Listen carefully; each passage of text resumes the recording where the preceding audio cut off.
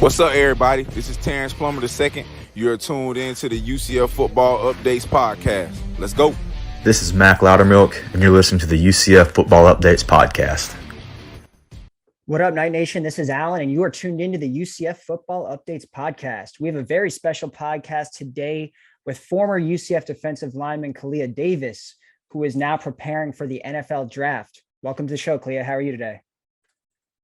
Good, man. Dang, that former UCF player, man, that hit different, man. I know. That's it felt crazy. weird saying it because I feel like I'm still kind of talking to like a current guy because you just were on the team, but it is definitely weird. But so you are, now that you are formed, we could say that I know you're pretty heavily training for the NFL draft right now. So talk a little, before we get into UCF stuff, talk a little bit about your preparations. Obviously, you're really anticipated to be drafted. I'm not sure, what round, but it looks like you're almost a sure bet to get drafted. So kind of talk about the process and what you're going through right now. I trained at Exos in Pensacola, Florida. I think that's one of the top training facilities in my opinion. But yeah, man, my journey a little different, coming off of a knee injury. So, why everybody's outside getting ready for the combine drills or whatever, I'm inside rehabbing 3 times a day. So it's most definitely a different journey, but everything happened for a reason, man. And I'm just doing everything I can to let these teams know that I'll be ready to go come training camp. Yeah. So how's that rehab going?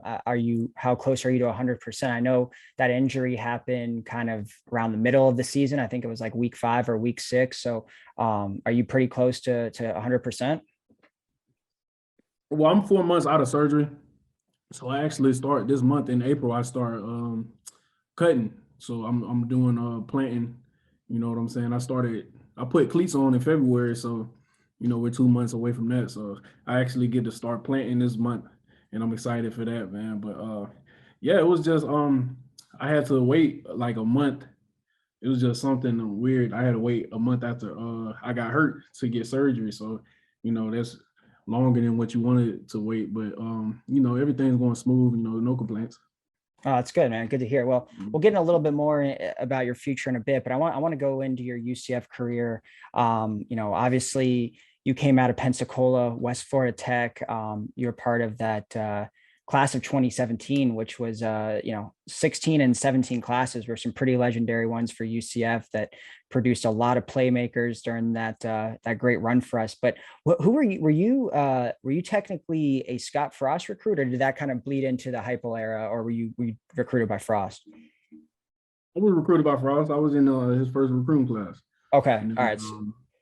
He came to my living room. He visited my family, him and Coach Tenander, and I got to know those guys a lot, man. I still talk to Coach Tenander and Coach Rude at Nebraska. I still talk to them to this day, man. So, best of luck to them, man. But I'm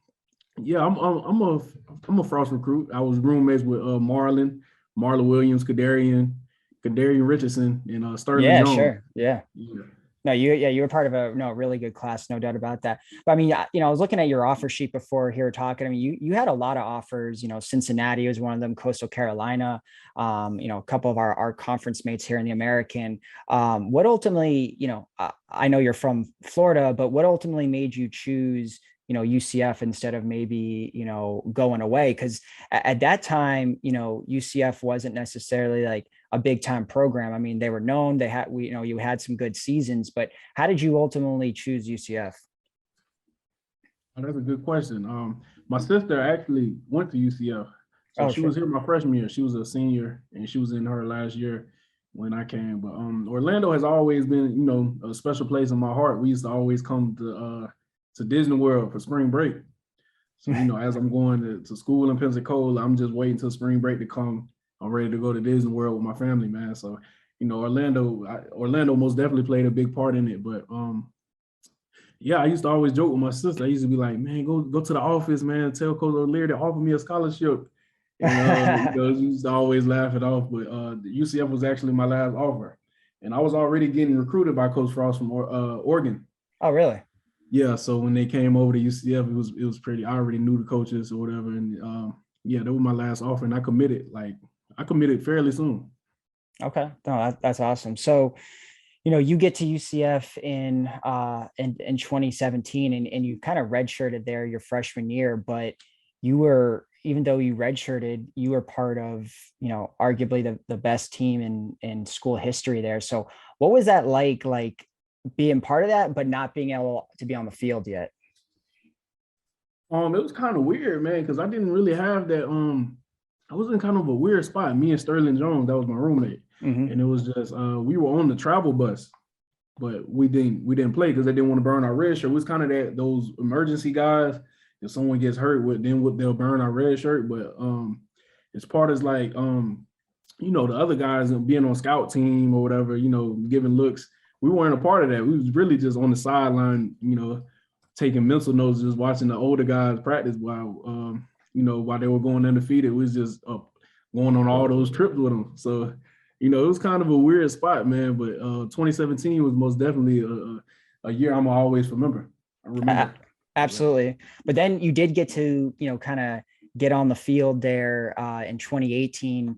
And then I think I recall, you started out as a linebacker, right? In 18. Okay. Sure. So you started as a linebacker and, you're part of another undefeated, at least regular season undefeated. So talk about, your kind of, I guess, redshirt freshman year playing for that 18 team that under Heupel and what did you envision that you were going to be, switching positions? Was that something the coaches kind of brought to you and were like, hey, we want to, switch position, or did you even want to go from a linebacker to the line? 2018 was it was a cool year, man. And then the free PlayStation 4 from the Fiesta Bowl, and that was a great year as well, man. But I still remember my first tackle versus UConn that year. It's just very different. I remember it being very different from high school, man. It was much faster paced, man. The guys were just a lot bigger, stronger, and faster. So it was crazy. But switching positions, they never really hinted me, wanting to move to D-line. And they, as far as I know, they never hinted it.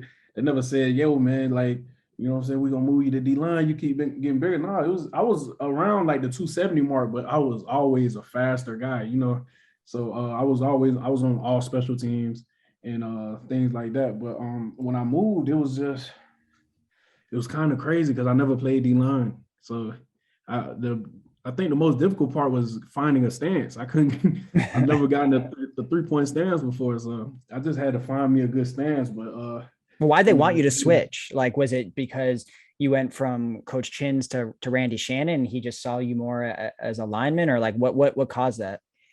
I actually played a full year at linebacker with Coach Shannon, and I think it was the following spring.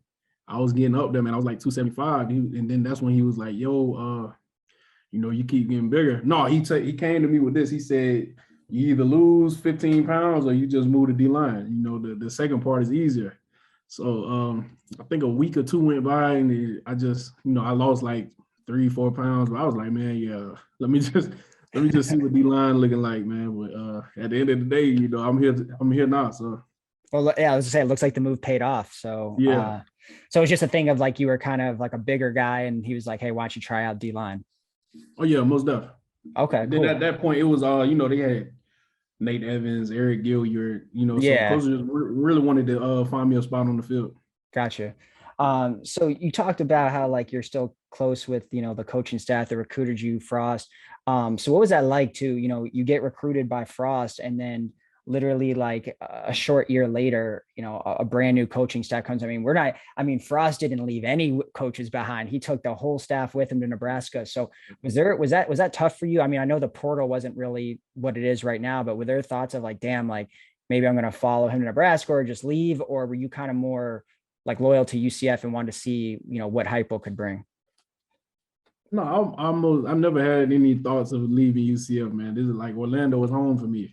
But when I seen it and it happened, it was crazy because it was after the Memphis game that we just won the championship. So everybody's still happy, and then as we're walking in the locker room, everybody's saying, yo, we got an emergency team meeting. Mm-hmm. So as we're walking to the meeting, ESPN, we're looking at our phone and it says Coach Frost he's going to Nebraska. So we know he left before he even announced it to us. So it was just on our way to the team meeting. That's when it broke news on ESPN. So it was kind of crazy because we, it was we were still living off that championship. So we're coming off of winning a ring, but we're getting this devastating news at the same time. So it was, you could see how that's a weird spot to be in. But for sure, at the end of the day, I understand. He was a Nebraska legend. So him going back home is I feel like that's something anyone would do. So hats off to him. And hopefully they can, pick it up this year. For sure. Well, but that year though, like the rumors of him leaving were like not just in that championship week against Memphis. I mean, they were, I don't know, maybe you guys ignored it, but like as fans and like in the media, it was all over the place. Like he may leave, he's considering this. I mean, did you guys know, were you guys absolutely shocked that he left? Or you kind of knew that like if the Nebraska job opened up, which there was a lot of rumors it was going to, he was gone? Or was it like a surprise to you? It was kind of a surprise to me because I was new to college. I didn't really understand how the business works. So, I'm thinking like, yo, we going undefeated. He gonna stay. What I'm saying?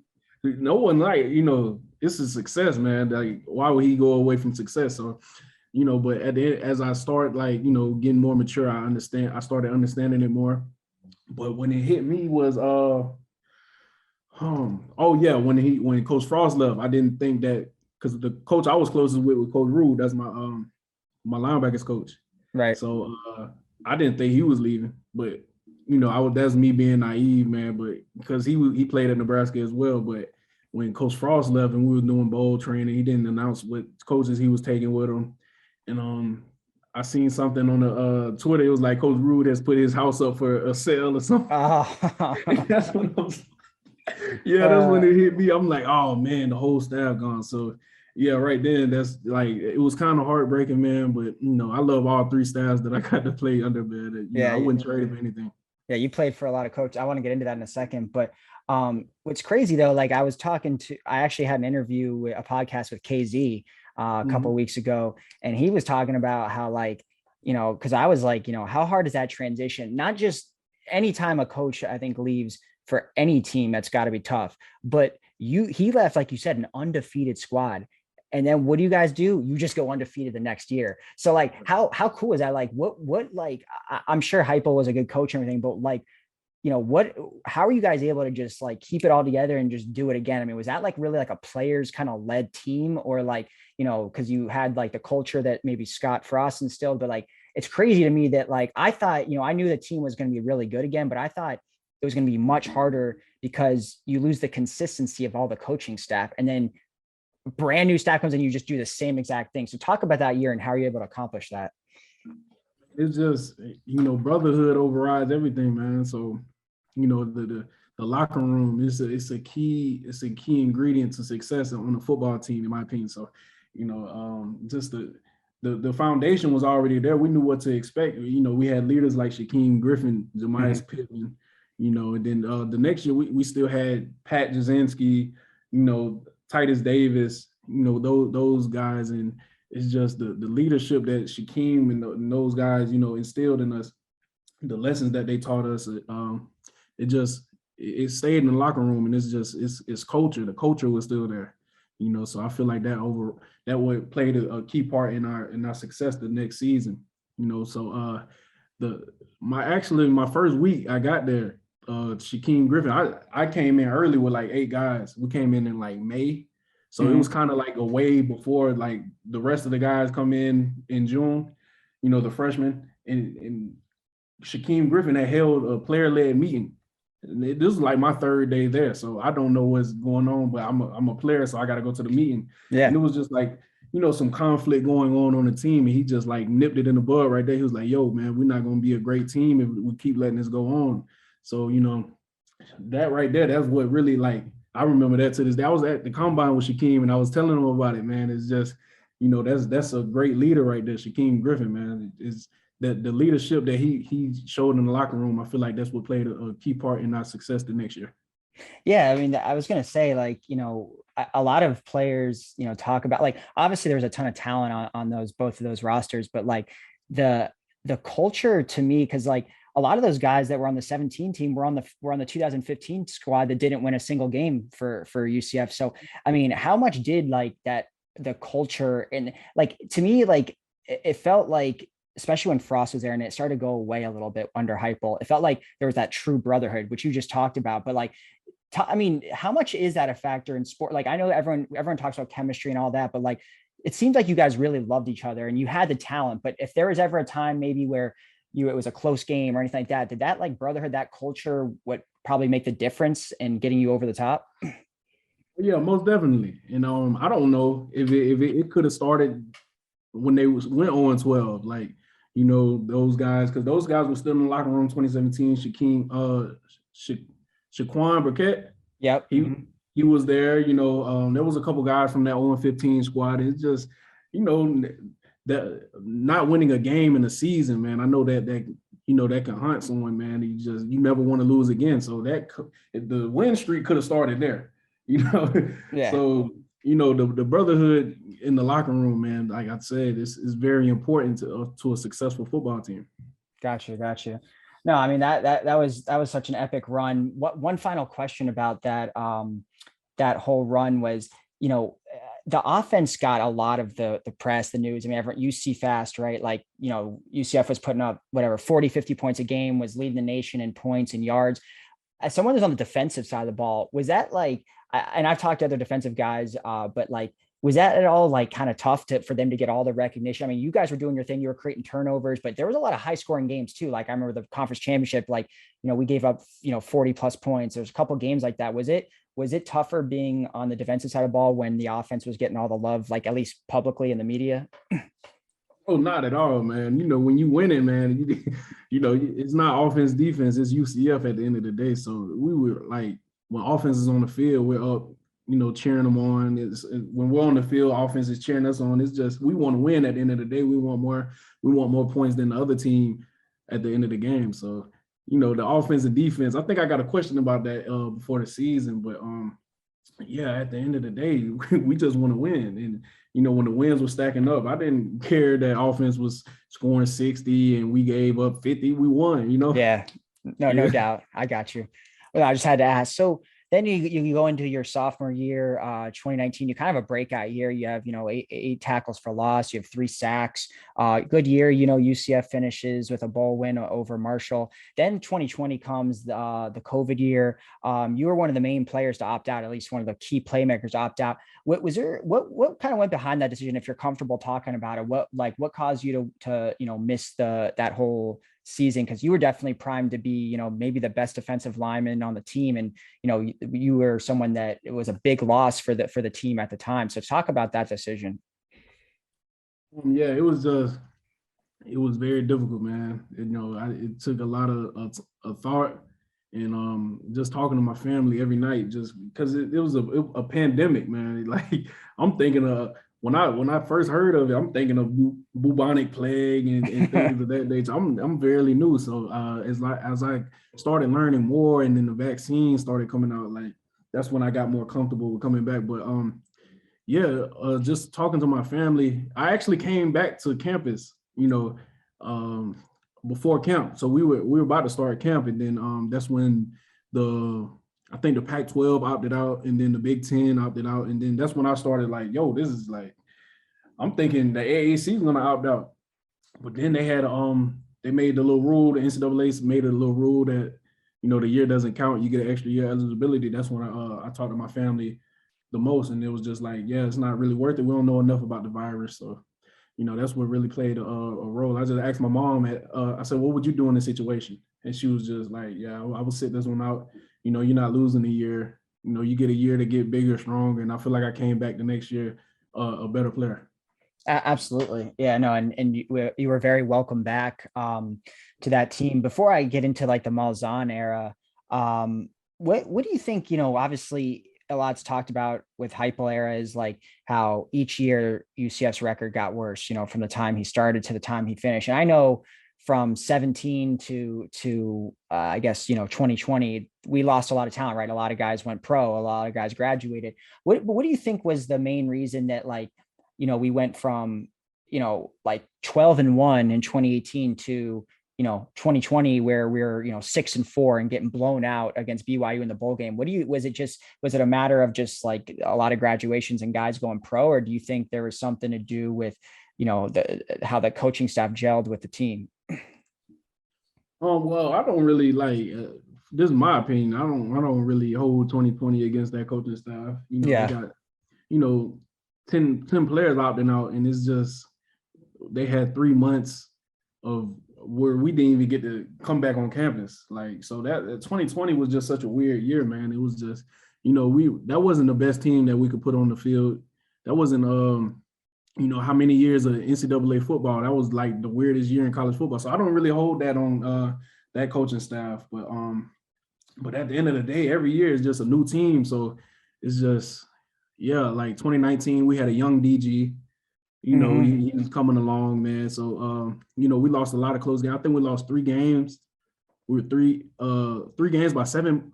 Was it 7 points total? Yeah, it was grand total of 7 points. Yeah, those. Yeah, that's 3 just games.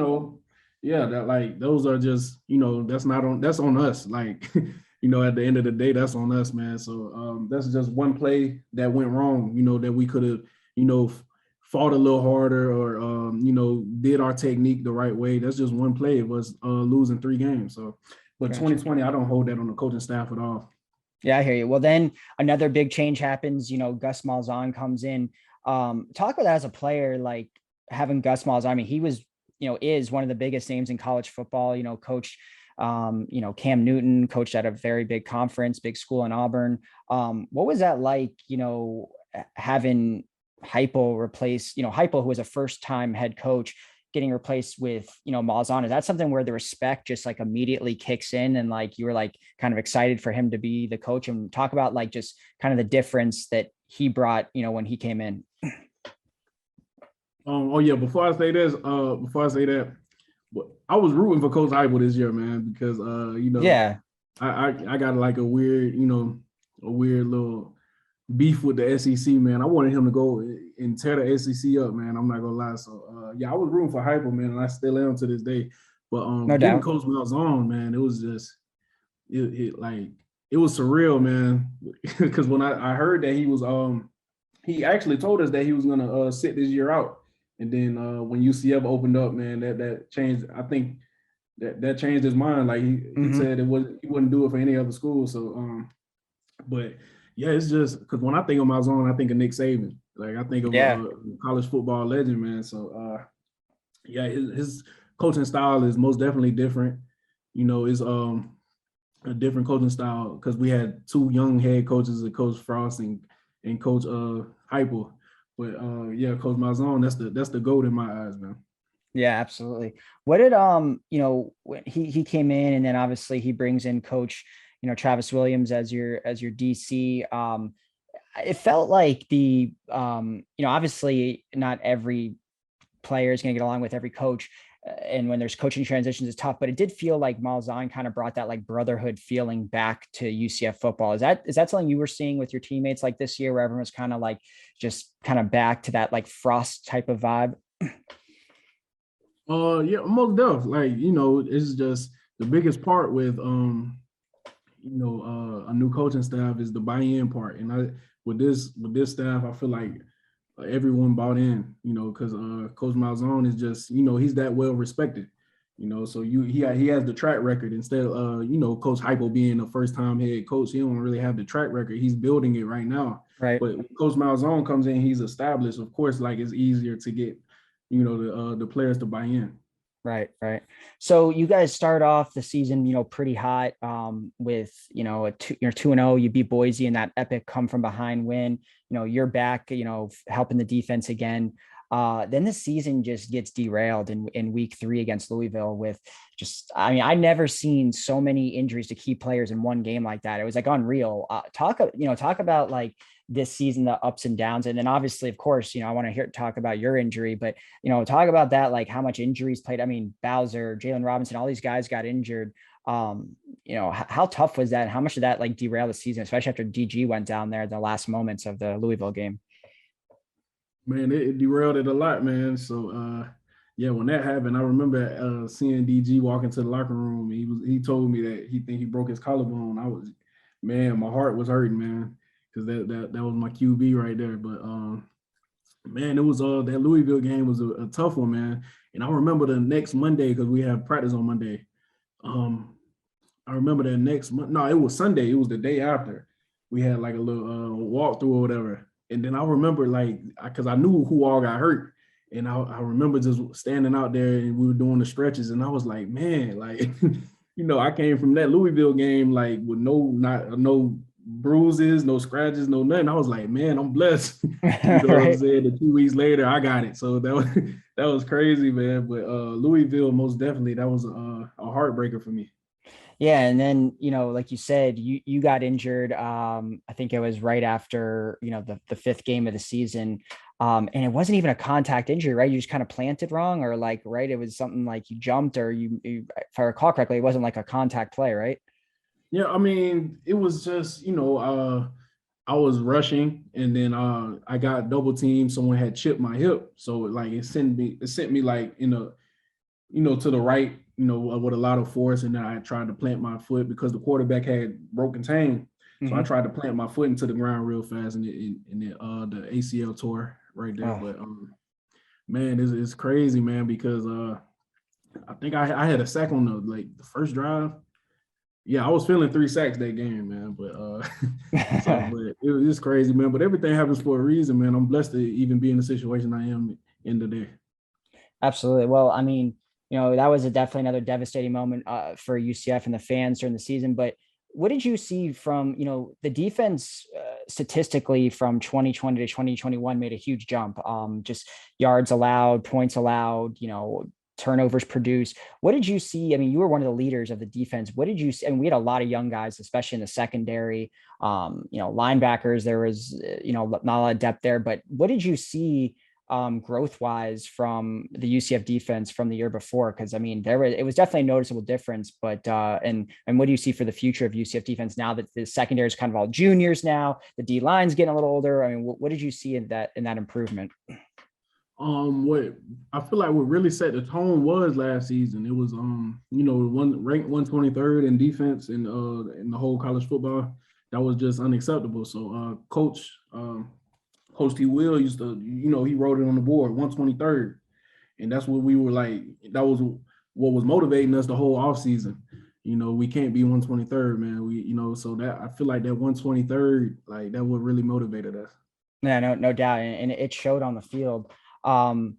So I want to get it now into kind of, now that you're done with UCF, you had a blog that you contributed to all season, which was super insightful. You kind of gave like weekly updates and stuff like that.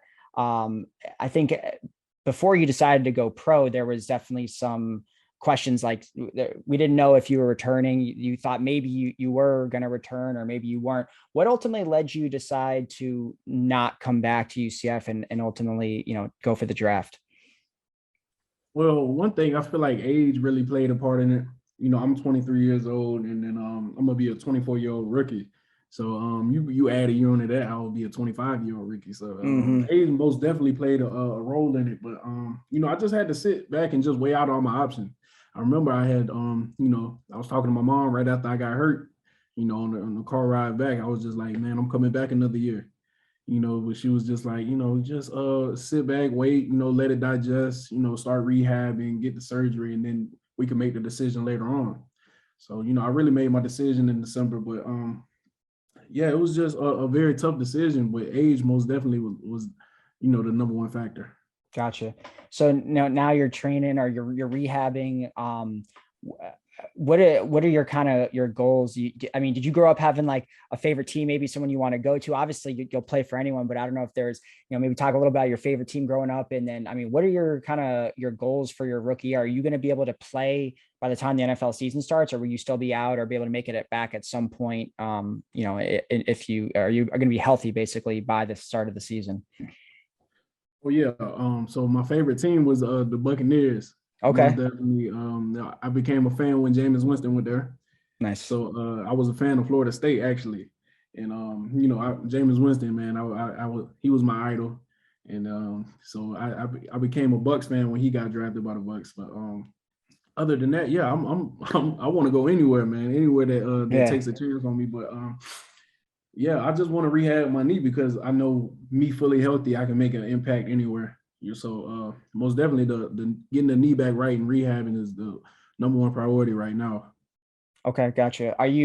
Is your agent or anything like saying about like maybe what round? I don't know if you can talk about it, but like what round or anything you're going to get drafted in? Are you starting to get? I know you maybe are having some calls. Are teams like calling you and kind of checking up on your health status?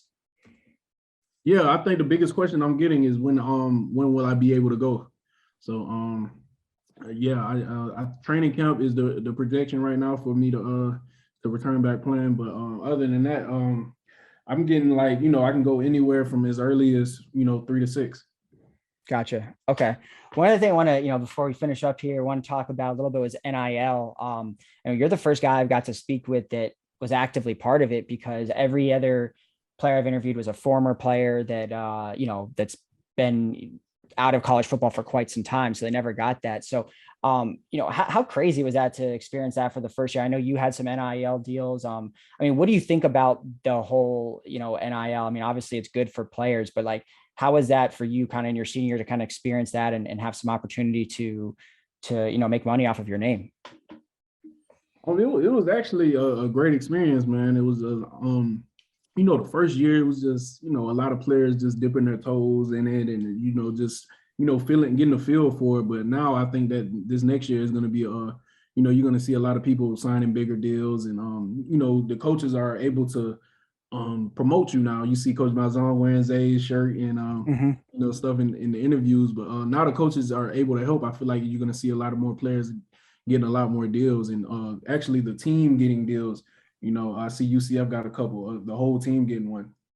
But yeah, Malzahn, I think he hit it on the head, and this just shows how great of a leader he was. He was just this was the most important part, and this why I actually thought about this when NIL got passed. It was just if someone's getting more deals than the other, jealousy can creep in. So Coach Malzahn, he came in before it even got passed. He was like, yo, no one's gonna get jealous of anyone if they're getting this and that, because we're brothers at the end of the day, so you want to encourage that. And and he also wanted the bigger players to help the players out if they can. Sure. No, that's awesome. That's really cool. I didn't know that he said that. So that's really cool. A couple more questions here.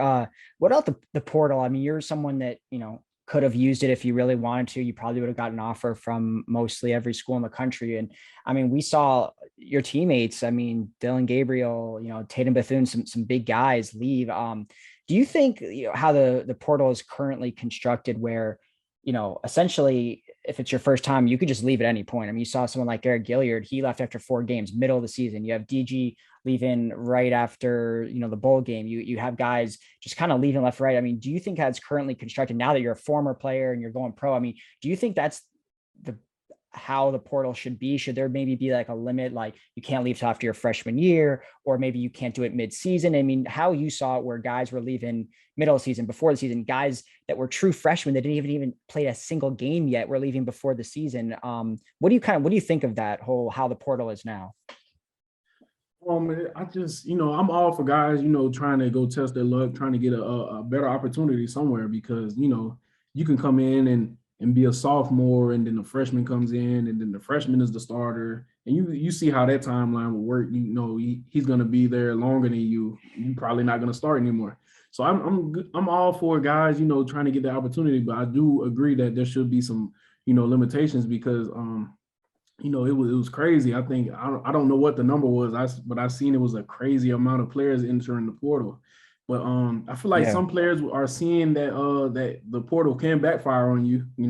I know guys that left at the beginning of the season and still, not on the team. So, if you hit in the portal, you got to have some some leverage on you. You got to have some film from college and and things like that. But it was good to see those guys like Eric Gilliard and Tatum Bethune. I seen them get picked up by schools that are considered bigger than us. So that just shows where our talent is. That's interesting. You say that like schools considered bigger than us, because one thing I do like to ask, like, you played in your time at UCF, you obviously played against some Power 5 opponents. Your freshman year, was obviously against like LSU. Over the last couple of years, we've played some other Power 5 schools like Georgia Tech and whatnot. What do I've asked this to wide receivers, I've asked this to DBs on former UCF guys. What do you see as like the biggest difference between a school like UCF and a school like, a Power 5 school that, like that some of our guys transfer to? I mean, is there, from what they've told me, is like, they think the skill position players like receivers and running backs, there's not really a huge difference. They're about the same speed, whatever the case may be. Maybe the biggest difference from what they've told me is the lines, right? The offensive line, defensive line. The Power 5 schools just have more depth there. Like they have a 5-star guy sitting on the bench where maybe a school like UCF doesn't, but you're on the lines, you're in the trenches. I mean, what did you feel was the biggest difference against UCF and some Power 5 schools that you played in your career at UCF? Oh man, bro, I really just think money and history. The schools have just been around longer. But as far as like us settling it on the field, I don't see that much difference. Because I think I played against Louisville this year. I don't know how good they were, but I pretty much dominated them. And I actually got I dominated so much I got on the Senior Bowl watch list. So I just don't really see it. I feel like this is just stuff that people make up when they're bored, and they just automatically put these schools over schools like us in Cincinnati, and I just don't get it. So when you're like, for Louisville, that's a perfect example. Like when you're on the line there, like the guys that you're looking at across from your competition, they weren't like a lot bigger than you or a lot stronger than you or anything like that. I mean, like you said, you dominated, but just in general, if you look at our entire line versus their entire line, did they look that much bigger, stronger, faster as a whole?